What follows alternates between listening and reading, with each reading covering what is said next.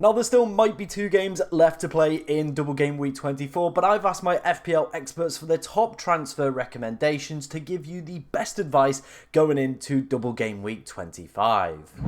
Now, before we head into today's video, of course, if you do enjoy any of the content that you see on the channel, please be sure to like, comment, and subscribe, as we are trying to hit 12,500 subscribers by the end of the season, and it is only possible with your guys' amazing support. So let's dive into the first 2 players that were selected by my FPL experts. Of course, it is going to be the Bournemouth players. I do feel like these are going to be very, very popular transfers in for the upcoming game week. Justin Kluivert and, of course, Semenyo were recommended. There are, of course, plenty of other good Bournemouth options to be going picking from, but I picked these 2 out from the FPL experts that were, well, the picks that my FPL experts gave me. Semenyo, I thought, had a great game against Liverpool. Very, very unfortunate not to have came away with an attack in return. As you can see, he's getting a lot of shots off, and that's kind of been the story of his season, hasn't it, really? He's been getting plenty of volume off in terms of shots. His underlying data, though, is leaving a little bit desired because, you know, he is getting plenty of shots off, but he's not actually converting into, you know, out-and-out goals, which is a little bit of a shame.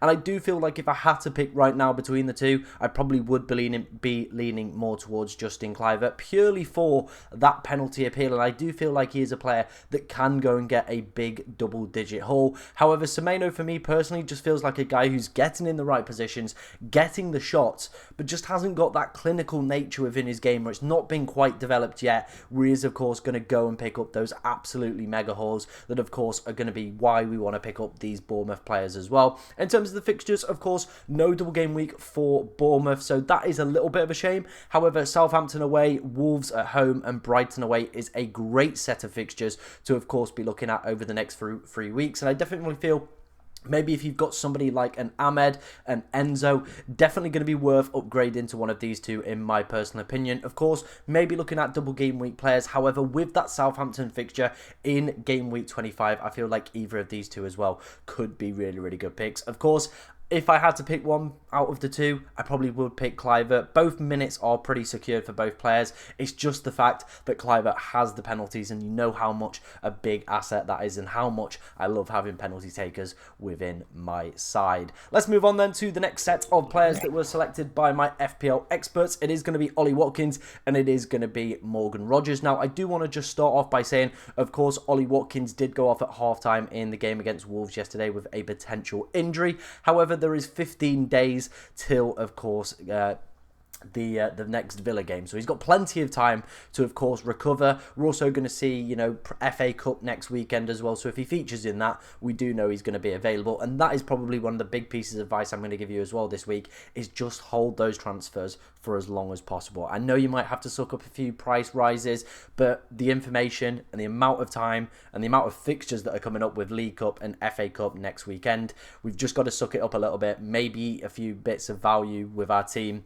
That information and those few days are going to be more imperative than a couple price rises for your side. But yeah, Watkins, I think he's going to be very, very popular if he is fit and available. Of course, has been in pretty good form, bar, of course, the game yesterday where Aston Villa definitely just looked off it. And I've spoke about that in previous videos as well. I've obviously said, you know, Villa's post-Champions League record is absolutely abysmal. They've only won 1 game post-Champions League this season. They've only managed to score 6 goals post-Champions League as well, so not ideal. But, of course, maybe that was just a blip. They're going to have plenty of time off, an FA Cup game, then obviously, you know, just rest and rotate for that one, and then, of course, come back for the Premier League with Ipswich at home. And, of course, if they do get the double, they would face off against Liverpool, which isn't the ideal fixture. However, Ollie Watkins has got a Premier League hat-trick against Liverpool before. The Ipswich fixture, their one, of course, is going to be the one where everybody wants to jump in, because Ipswich look like at the moment they've just down tools. They've lost their kind of fight, if you like, to be honest. The past few performances and results, especially this Southampton one,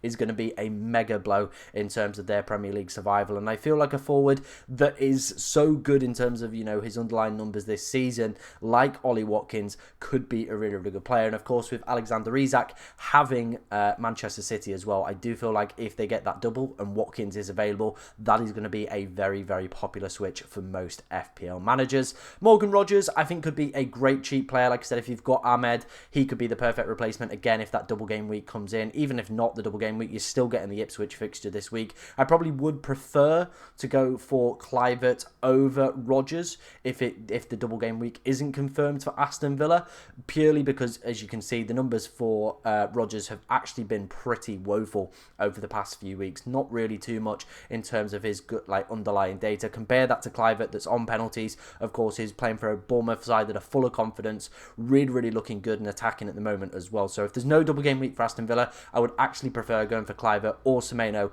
over going for Morgan Rogers. However, if the double game week is confirmed, I probably would slightly start to lean back more towards Morgan Rogers. Let's take a look then at the next player. Now, this one is going to be a little bit different, and I wanted just to talk about Chris Wood, because a few people in the chat were saying in my Discord with the experts, do we sell him, do we keep him, what do we do? Because the next few fixtures coming up for Nottingham Forest on paper look extremely difficult, especially that Arsenal and Manchester City ones. They look really difficult. However, Chris Wood this season is just absolutely broken. Anything that he touches is just turning to gold and turning to magic. I could see him probably scoring against Fulham. I could probably see him scoring against Newcastle, and God knows what's going to happen in game week 27 and 28 as well with Arsenal and Manchester City. I think there is definitely the argument to hold him for the next two, and then if maybe you run a free hit 29, sell him for the Arsenal and Manchester City fixtures. Then when you're on the free hit in 29, you can bring him back for that Ipswich fixture. I think that's probably going to be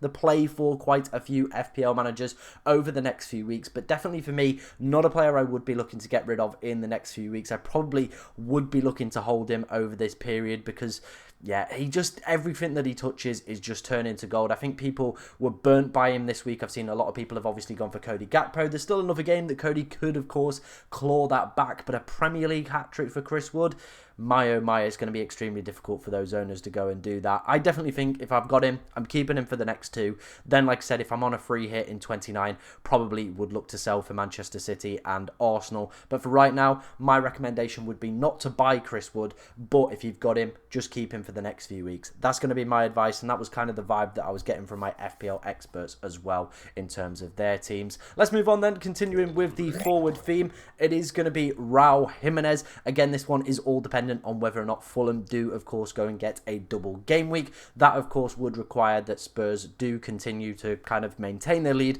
over Liverpool in the semi-finals on Wednesday or Thursday, whenever that game is.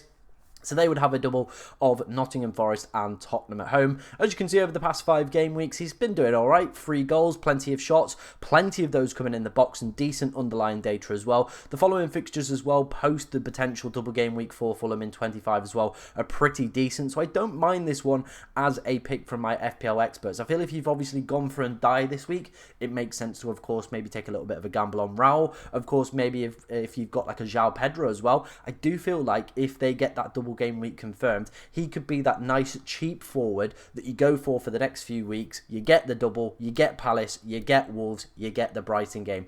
They feel like pretty decent games. The only thing I would say around Raul Jimenez, of course, you do have somebody named Muniz who, of course, scored yesterday. He is lurking. Of course, maybe in the double game week, Muniz might start one of the games. Raul's minutes, he doesn't really play full 90, so that's his only downside. However, it does seem like he is the leading number 9 for Fulham, and of course, if they do get that double game week and we are looking at potential Fulham attackers, he would definitely be one. Like I said, if I've got João Pedro, I've got Ndiaye, I think I probably would be making that transfer, get a double game week player in, take a little bit of a gamble, because he is getting plenty of shots off, like I said, in the box, decent volumes, decent underlying data as well to go with that, so I think he could potentially be as well a decent, worthwhile pickup. Let's take a look then at our final player for today's video from my FPL experts. Of course, if you want to take part in this future series, head over to my Twitter and drop me a follow over on there. Link in the description for that one. It is going to be Son.